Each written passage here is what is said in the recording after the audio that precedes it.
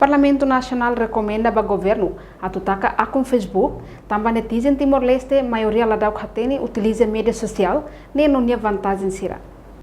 Terça-feira, na plenária Parlamento Nacional, deputado bancada CNRT, Mateus de Carvalho, observa: maioria netizen Timor-Leste utiliza Facebook, onde insulta no trata malu. Também tuirnia, dia que taka Facebook ba cidadão Timor-Leste, também mídia social lá ho necessidade importante, mas be usa para atacar a privacidade.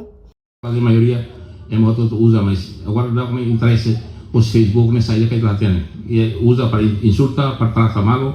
Kalau ini o governo tem atenção para trazer e a minha interesse saída bere continua na parte utiliza mídia social negala.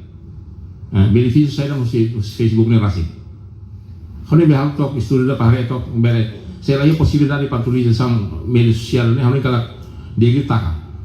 E na samba na posi utiliza mídia social sem saber mas na samba moris dia kan sama-sama itu tim continuar fati lo que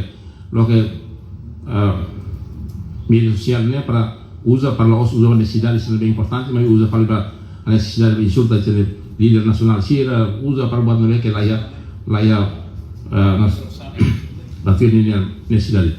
Karena ini lelio ba Ministério Telecomunicação atrai punya unian hal tok seluruh dah ia possibilidade que lain Facebook na local na fali Timor. Tahu na sambara pos la usamos la audia ka exemplo ini China dia la usa Facebook. WhatsApp dia la usa. Men dia taka.